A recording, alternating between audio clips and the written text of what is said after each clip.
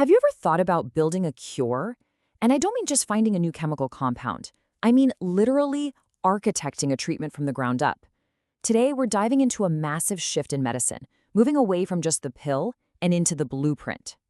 So just think about this for a second. What if the actual physical structure of a therapy was just as important as the drug it's carrying? What if we could literally tell our bodies how to respond using physics, not just chemistry?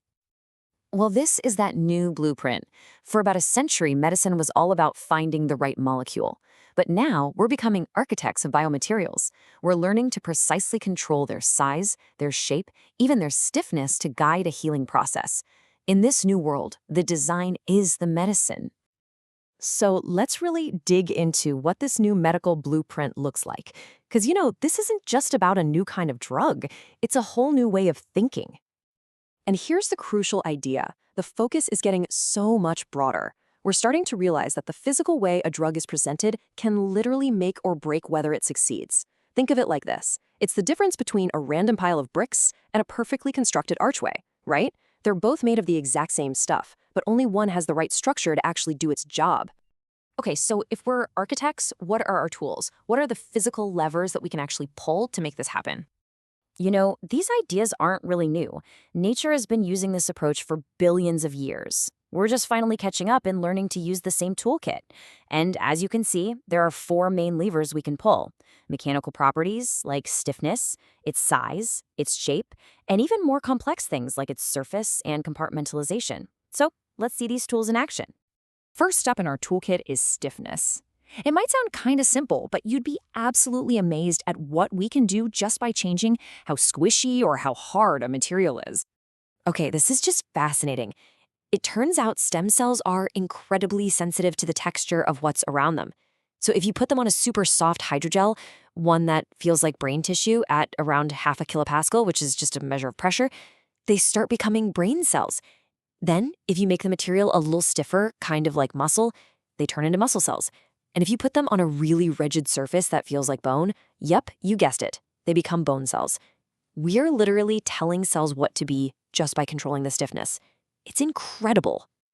So from the feel of a material, let's switch to our next tool, size. Because when you're talking about drug delivery, getting the therapy to the right place is everything.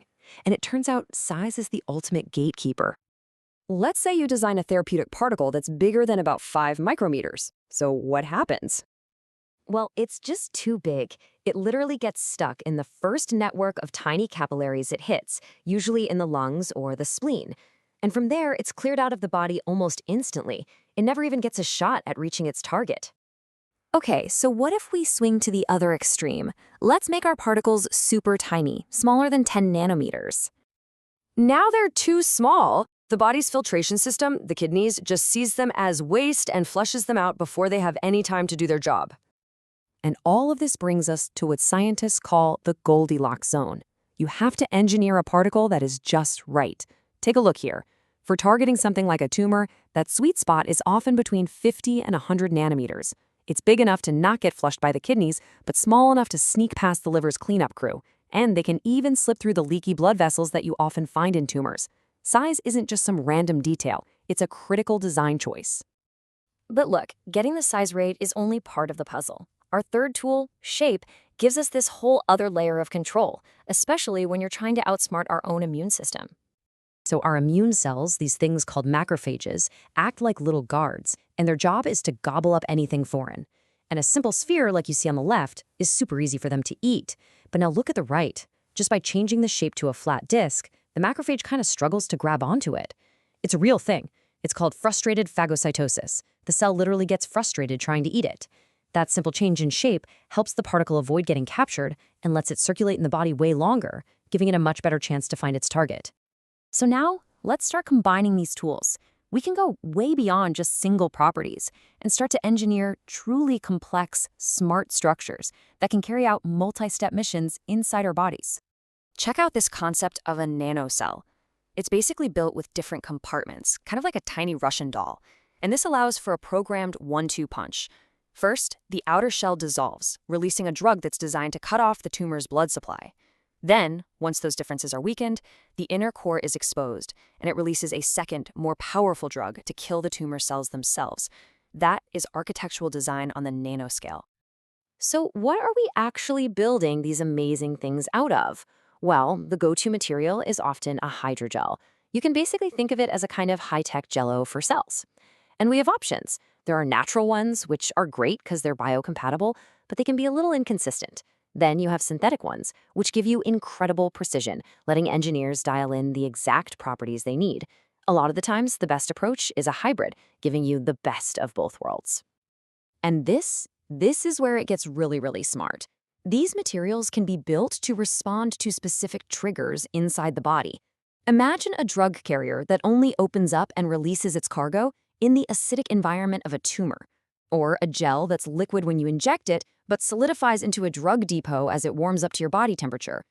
Or how about a particle that's unlocked by a specific enzyme that's only found in a diseased tissue? I mean, these are no longer just passive little delivery trucks, they're becoming programmable devices. Okay, these blueprints are absolutely mind-blowing, but how in the world do we actually build these tiny, complex structures? Well, the fabrication technology is just as futuristic. On the left, you're seeing 4D bioprinting. Now, that's not a typo, it's not just 3D printing. The fourth dimension here is time. We're talking about printing a structure that's programmed to change its shape after it's been delivered to the right spot in the body. Then on the right, you have AI-driven design. You can forget about years of trial and error in the lab. Machine learning can now predict the perfect material composition for us, creating this incredibly fast loop of design, synthesis, and testing. It's just accelerating everything. And that really brings us to the new imperative here.